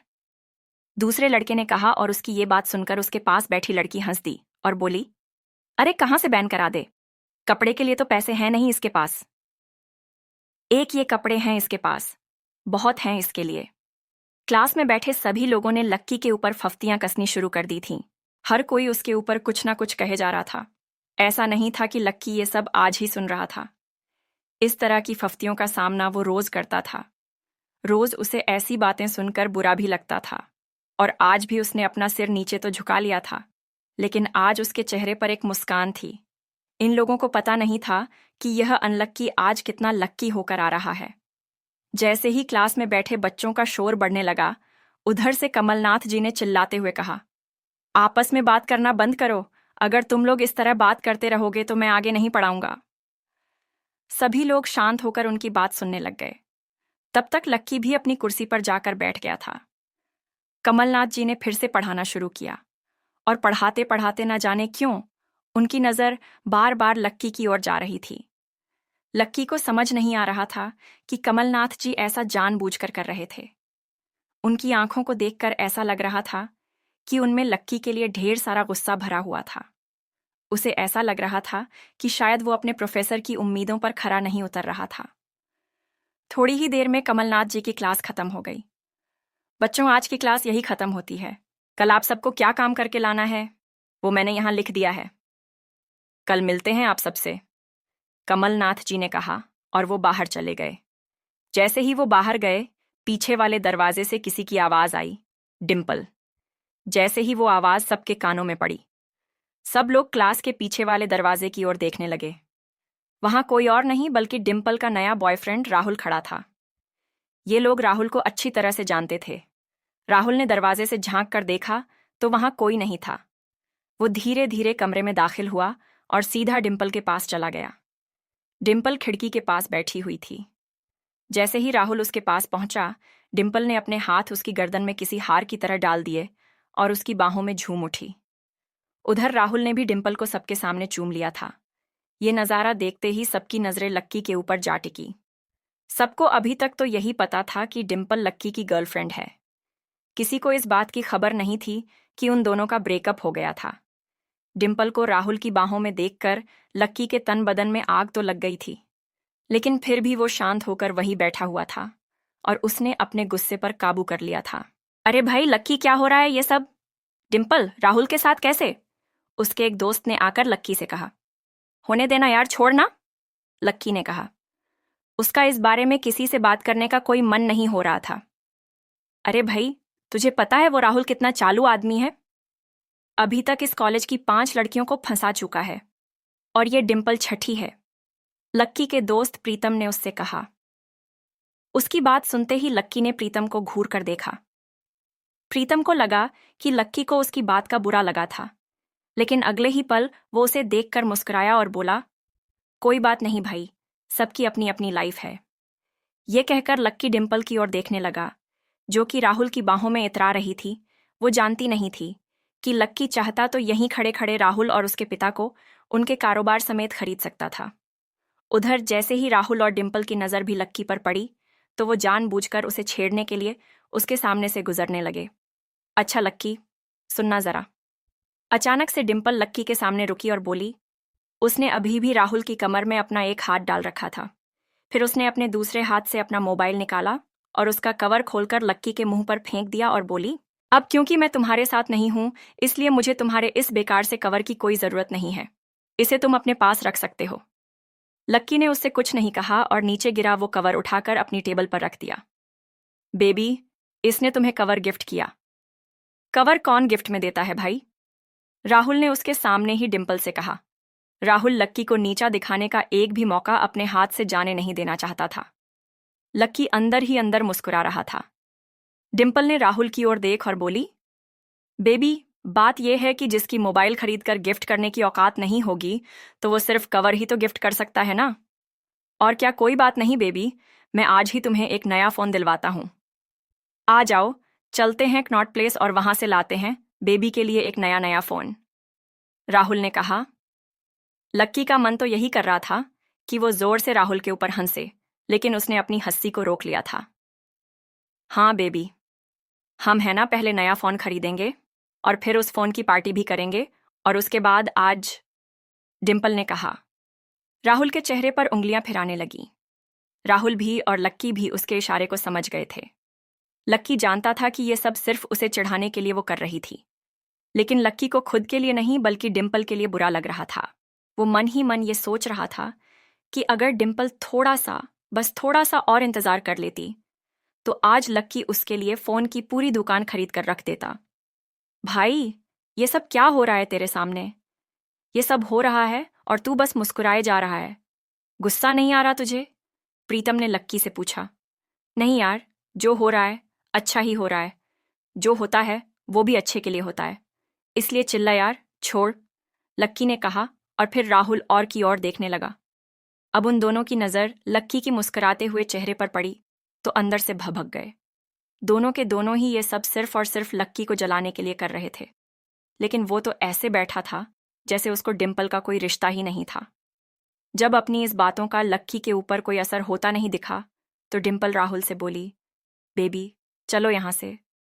बेबी, नहीं बेबी, अभी आज से तुम मुझे हब्बी बोलोगी और मैं तुम्हें बोलूँगा मेरी प्यारी वाइफी, राहुल ने कहा और लक्की के सामने ही डिम्पल को चूम लिया।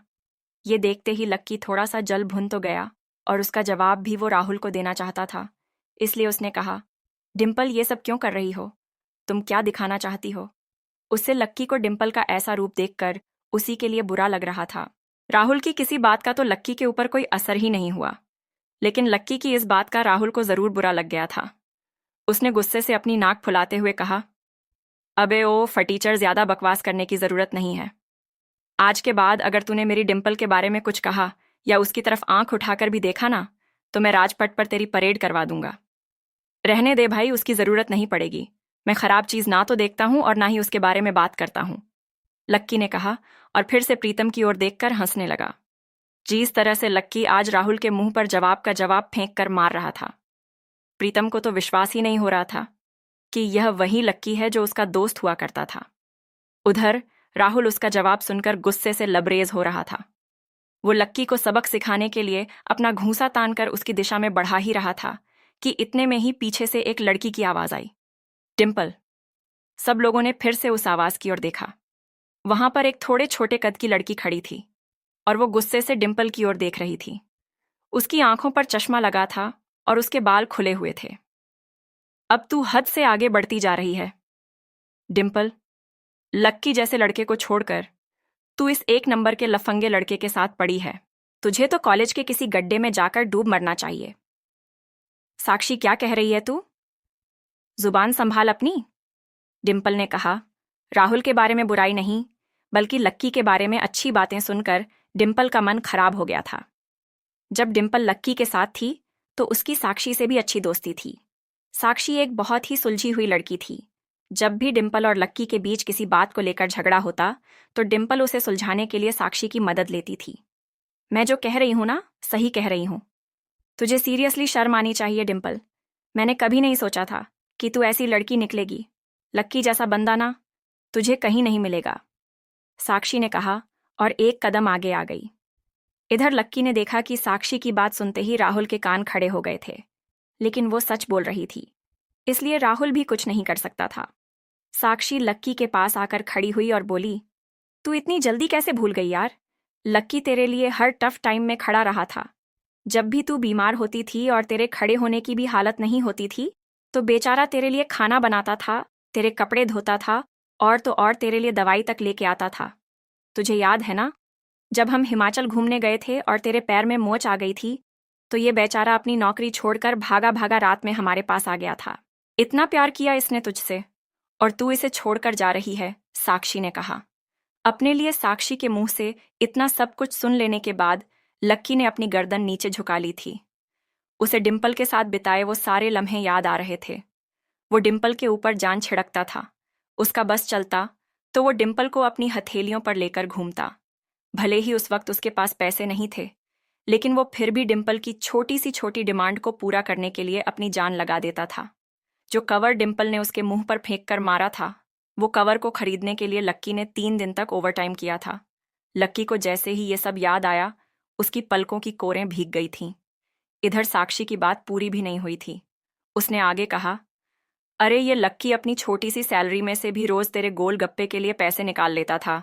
तुझे नहीं पता है, मुझे पता है कि आज भी एक बाइक खरीदने के लिए बंदा तेरे लिए पैसे जुटा रहा था। रोज दाल और रोटी खा रहा है, सिर्फ इसलिए ताकि तुझे बाइक पर घुमा सके, और तू ऐसे आदमी को नीचा दिखाने की कोशिश कर रही है। ये सब सुनकर डिम्पल का चेहरा ही बूझ गया था। उसे भी साक्षी की कही बातें दिल पे लग रही थीं, लेकिन इस वक्त वो राहुल के साथ थी, और पर उसका हाथ राहुल की कमर में था। वो चाहकर भी राहुल के खिलाफ ना तो कुछ बोल सकती थी और ना ही कुछ सुन सकती थी। इसलिए उसने अपने बचाव में कहा, हाँ, तो ये तो इसका प्रॉब्लम है ना। मैंने इससे पहले ही कहा था कि मेरा प्यार अफोर्ड नहीं कर पाएगा, तो फिर ये मेरे साथ इतना आगे क्यों बढ़ा? आज अगर मैं चीप सैंडविच खा सकती हूं, तो फिर मैं बिना घी वाली रोटी क्यों खाऊं? लक्की डिम्पल की ये बात सब सुन रहा था, और उससे पहले कि वो कुछ जवाब देता, अचानक ही उसका फोन बज उठा। उसने मोबाइल निकालकर देखा तो पाया कि किसी अनजान नंबर से उसे फोन आया था। साक्षी और डिम्पल के बीच हो रही बहस के बीच ही लक्की फोन उठाने के लिए वहां से निकल गया। देखा, कितनी बदतमीजी से उठ के चला गया। चलो, अभी डिम्पल ने राहुल के हाथ को कसकर पकड़ा और निकल गई। डिम्पल लक्की को बहुत कुछ बोले जा रही थी। लक्की भी उसकी बातें सुन रहा था। लक्की देख पा रहा था कि डिम्पल कितनी बदल गई थी। इधर लक्की ने फोन उठाया और वो कुछ बोलता, उससे पहले ही सामने से आवाज आई, बहुत हो गया, अब बस जल्दी से घर आ जाओ। लेकिन इस वक्त वो राहुल के साथ थी, और पर उसका हाथ राहुल की कमर में था। वो चाहकर भी राहुल के खिलाफ ना तो कुछ बोल सकती थी और ना ही कुछ सुन सकती थी। इसलिए उसने अपने बचाव में कहा, हाँ, तो ये तो इसका प्रॉब्लम है ना। मैंने इससे पहले ही कहा था कि मेरा प्यार अफोर्ड नहीं कर पाएगा, तो फिर ये मेरे साथ इतना आगे क्यों बढ़ा? आज अगर मैं चीप सैंडविच खा सकती हूं, तो फिर मैं बिना घी वाली रोटी क्यों खाऊं? लक्की डिम्पल की ये बात सब सुन रहा था, और उससे पहले कि वो कुछ जवाब देता, अचानक ही उसका फोन बज उठा। उसने मोबाइल निकालकर देखा तो पाया कि किसी अनजान नंबर से उसे फोन आया था। साक्षी और डिम्पल के बीच हो रही बहस के बीच ही लक्की फोन उठाने के लिए वहां से निकल गया। देखा, कितनी बदतमीजी से उठ के चला गया। चलो, अभी डिम्पल ने राहुल के हाथ को कसकर पकड़ा और निकल गई। डिम्पल लक्की को बहुत कुछ बोले जा रही थी। लक्की भी उसकी बातें सुन रहा था। लक्की देख पा रहा था कि डिम्पल कितनी बदल गई थी। इधर लक्की ने फोन उठाया और वो कुछ बोलता, उससे पहले ही सामने से आवाज आई, बहुत हो गया, अब बस जल्दी से घर आ जाओ। तुम्हें ऐसी लड़की के लिए परेशान नहीं होना चाहिए लक्की, कोई जरूरत नहीं है दुखी होने की। लक्की ने सिर्फ हाँ मैं अपना सिर हिलाया और अपनी मुस्कान को और थोड़ा सा बड़ा कर लिया। साक्षी के उसके कंधे पर हाथ रखने की वजह से लक्की को अच्छा महसूस हो रहा था। कम से कम उसके आसपास कोई तो था जिस पर वो विश्वास कर सकता था। हाँ यार, तू चिंता मत कर, तुझे इस डिम्पल से भी अच्छी लड़की मिलेगी, देख लेना। प्रीतम ने दूसरी तरफ से उसके कंधे को थपथपाते हुए कहा। लक्की को अब सचमुच काफी अच्छा लग रहा था। अच्छा चलो, आज हम तुम्हारे आजाद होने का ना जश्न मनाते हैं। मैं अपनी तरफ से तुम्हें ट्रीट दूंगी, कॉलेज के बाहर कहीं चले, कैंटीन का खा खा कर ना मैं बोर हो गई हूं, साक्षी ने कहा। हाँ यार, कैंटीन से तो मैं भी बोर हो गया हूं, प्रीतम ने कहा। साक्षी ने उसे घूर कर देखा और बोली, अबे तुम्हें कौन ले जा रहा है? ये सुनते ही प्रीतम को झटका सा लग गया। वो जानता था कि साक्षी बहुत ही साफ और सपाट बात करने वाली लड़की थी, लेकिन एक दिन वो उसकी इसी साफ कोई का शिकार हो जाएगा, उसे अंदाजा नहीं था। नहीं नहीं, मैं तो खुद भी नहीं जा रहा था यार, मुझे तो निम्मी से मिलने के लिए जाना था। मैं तो बस बता रहा था कि मैं भी बोर हो गया हूं। कैंटीन का खा खाकर प्रीतम ने अपनी ओर से सफाई देते हुए कहा। हाँ, लेकिन ट्रीट तुम मुझे नहीं, मैं तुम्हें दूंगा, पर आज नहीं, किसी और दिन। और इस बार हम उस चमन पाव भाजी वाले के पास नहीं जाएंगे, उससे थोड़ी दूरी पर सामने वाली लेन में जो रेस्टोरेंट है ना, सन एंड मून, वहां चलकर खाना खाएंगे, लक्की ने कहा और अपनी जगह से खड़ा हो गया। साक्षी ने जब उसके मुंह से सन एंड मून का नाम सुना तो उसके कान खड़े हो गए। उसे उम्मीद नहीं थी कि लक्की को डिम्पल के जाने के बाद इतना बड़ा झटका लगेगा, जितना पैसा लक्की 10 दिन में कमाता था। साक्षी ने सुना था कि सन एंड मून में उतना पैसा सिर्फ एक बार में ही पूरा हो जाता था। उसे विश्वास नहीं हो रहा था कि लक्की इतना बड़ा कदम उठा लेगा। वो झिझक कर हंस पड़ी और बोली, हाँ हाँ ठीक है, मतलब ठीक है, मैं इंतज़ार करूंगी। वैसे तुम्हें एक बात बताऊं लक्की, मैं ना अभी तक सन एंड मून के अंदर गई नहीं हूं। साक्षी के चेहरे पर हल्की सी शर्म आ गई थी। साक्षी को लगा कि लक्की ने सिर्फ जज्बात में बहकर यह बात बोल दी थी कि वो उसे सन एंड मून में ट्रीट देने वाला था, लेकिन उसे मालूम नहीं था कि वो साक्षी को जिंदगी भर भी अगर वहां खिलाता तो भी उसकी जायदाद पर कोई असर नहीं होने वाला था। ठीक है, तो फिर मिलते हैं। बाय लक्की, फिर साक्षी ने कहा और वहां से निकल गई। इधर प्रीतम और उसके दूसरे दोस्त भी उसे अपने साथ लेकर कैंटीन की ओर आ गए। जैसे ही वो कैफेटेरिया में दाखिल होने वाले थे, अचानक से गर्वित रुक गया। उसकी आंखें उसके फोन पर गड़ी हुई थी और एक पल के लिए फोन को देखने के बाद गर्वित ने कहा, भाई साहब, ये अमित ने ग्रुप चैट पर अपनी फजीहत करवा ली यार। खोलो अपना ग्रुप चैट, खोलो अपना हॉस्टल वाला ग्रुप, देखो क्या लिखा है इसने। लक्की और प्रीतम ने तुरंत अपना फोन निकाला और हॉस्टल वाला ग्रुप खोल लिया। हालांकि लक्की ने हॉस्टल छोड़ दिया था और सिर्फ डिंपल की वजह से वो एक छोटे से कमरे में रहने के लिए आ गया था, फिर भी उसने हॉस्टल का ग्रुप नहीं छोड़ा था और ना ही प्रीतम और गर्वित उसे ग्रुप छोड़ने देना चाहते थे। गर्वित की बात सुनते ही तुरंत लक्की और प्रीतम ने अपनी जेब से फोन निकाला और देखा, अरे बाप रे, कितना बड़ा गधा है ये। लक्की ने उन दोनों से कहा, अमित ने उस ग्रुप में एक मैसेज भेजा हुआ था जिसमें लिखा था, दोस्तों, आज से तुम्हारा भाई अमित सबके सामने ये ऐलान करना चाहता है कि तुम्हारा भाई फिर से सिंगल से मिंगल हो गया है। सब के सब जल्दी आओ हॉस्टल, आज का लंच तुम्हारे भाई की तरफ से है। चलो अच्छा है, किसी को तो लड़की मिली। वैसे भी इसका अकेलापन झेला नहीं जा रहा था। लक्की ने कहा, चलो चलो हॉस्टल चलते हैं साले की, आज जमकर खींचेंगे। प्रीतम ने कहा। गर्वित और प्रीतम तो आगे बढ़ गए, लेकिन लक्की वहीं रुक गया था। वो इनके के साथ आने में थोड़ा सा झिझक रहा था। अबे क्या हुआ, तू क्यों रुक गया? भूख नहीं लगी है? गर्वित ने पूछा। लगी है यार, पर तुम लोग जाओ, मैं यही कुछ खा लूंगा। लक्की ने अपनी नज़र बचाते हुए जवाब दिया। अरे, अब यहाँ किसके साथ खाएगा? तेरे साथ खाने वाली तो अभी किसी और के साथ खा रही है, इसलिए चलना भाई, हमारे साथ खा लेना। वैसे भी अमित ने पूरे ग्रुप को बुलाया है और पूरे ग्रुप में तू भी तो आता है, प्रीतम ने कहा। यहां पर लक्की के पास इससे आगे कहने को कुछ नहीं बचा था। उसका मन तो उन दोनों के साथ जाने का बहुत कर रहा था और वो फिर से हॉस्टल नहीं जाना चाहता था। अब वो हॉस्टल का हिस्सा नहीं रह गया था, इसलिए उसे लग रहा था कि वहां खाना ठीक नहीं था। भाई, मुझे मालूम है तू क्या सोच रहा है, लेकिन तुझे मालूम है कि हम क्या सोच रहे हैं? गर्वित ने कहा। क्या सोच रहे हो? लक्की ने उत्साह में पूछा। प्रीतम और गर्वित दोनों मुस्कुराने लगे और लक्की को देखकर बोले, आज के आज ही हम तेरा कमरा खाली कर देंगे। गर्वित ने कहा। क्यों क्यों खाली कर दोगे? लक्की ने पूछा। क्योंकि तू फिर से हमारे साथ रहने के लिए आने वाला है साले। प्रीतम ने खुशी से उसके कंधे पर हाथ रखा और उसे खींचकर अपने साथ लाने लगा। लक्की ये बात सुनकर खुश हो गया था। उसे लग रहा था कि डिंपल के जाने के बाद उस कमरे में वो अकेला हो जाएगा, लेकिन जब उसके ये दोस्त जिंदा थे तब तक वो उसे अकेले नहीं छोड़ने वाले थे। थैंक्स यार, तुम लोग हो तो मैं। इसके आगे लक्की कुछ कह नहीं पा रहा था, लेकिन उसकी आंखों में दोस्तों के लिए प्यार साफ नजर आ रहा था। थोड़ी देर बाद जब वो तीनों हॉस्टल पहुंचे तो उन्होंने देखा कि एक लड़का और एक लड़की एक साथ एक पलंग पर हाथ पकड़कर बैठे हुए हैं। अरे अरे, तुम लोग वापस आ गए। अमित ने चौंकते हुए लड़की का हाथ छोड़ा और तीनों को देखने लगा।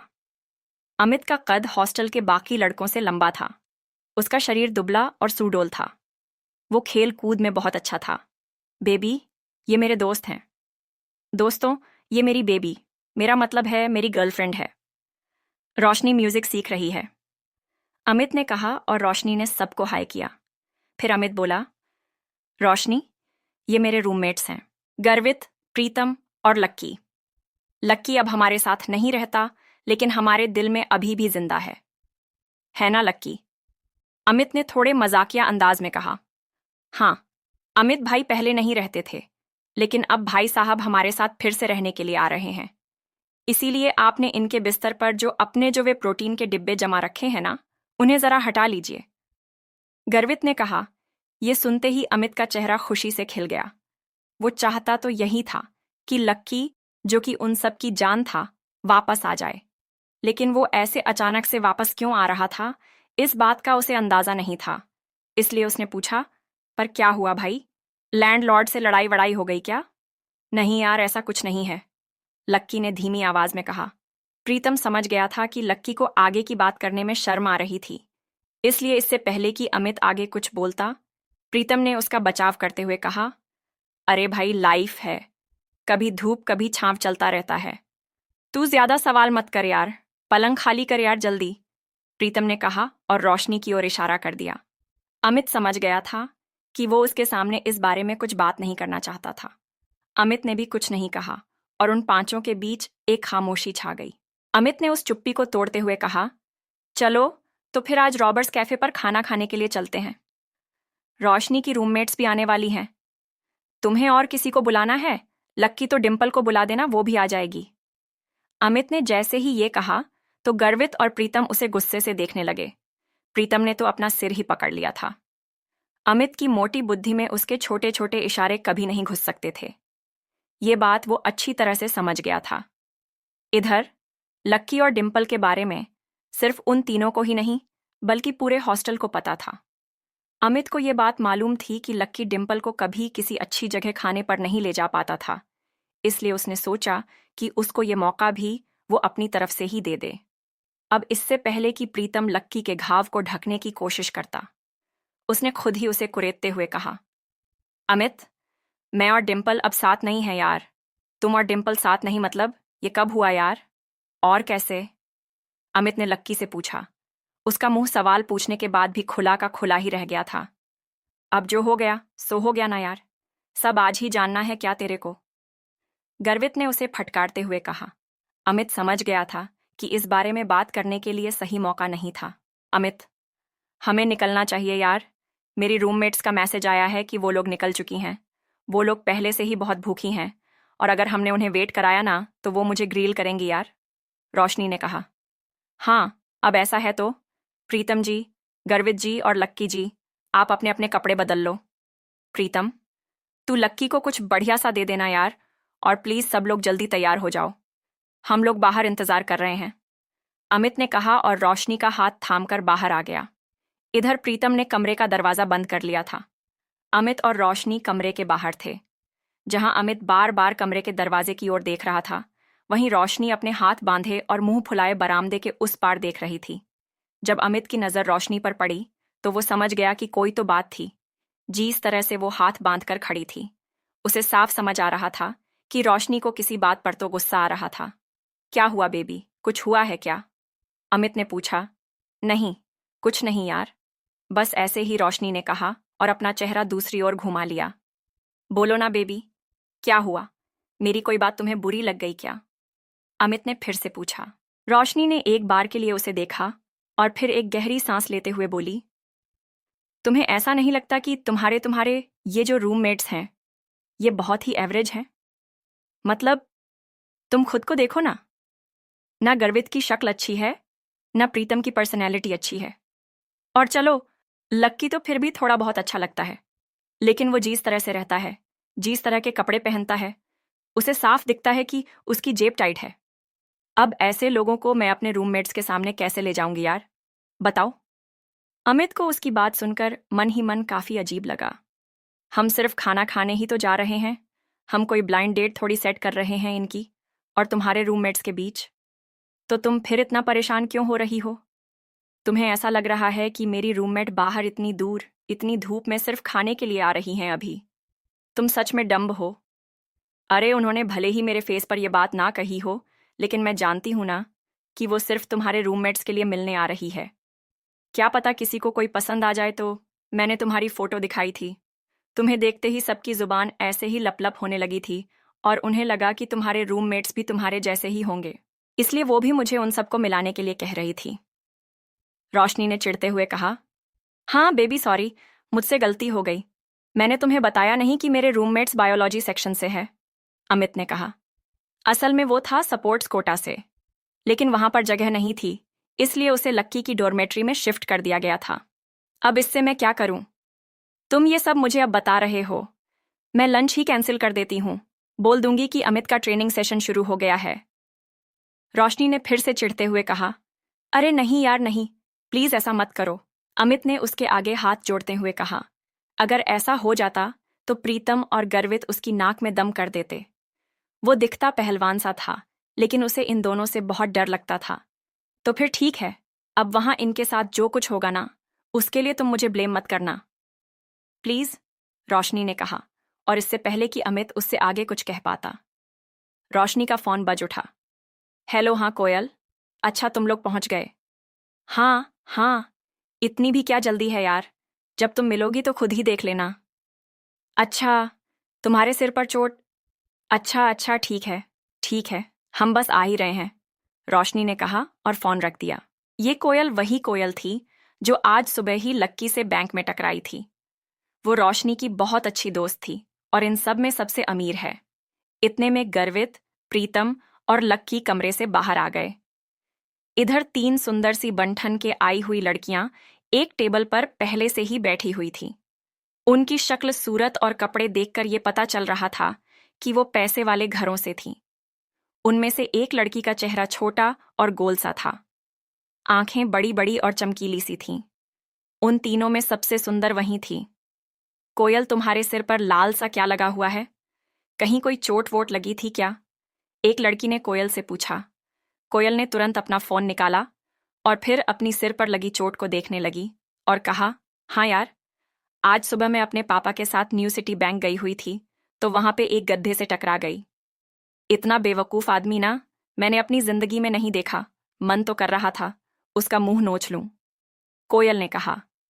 अब इधर कोयल लक्की को कोस रही थी, जबकि दोनों इस बात से अनजान थे कि फिर से उनका सामना होने वाला है।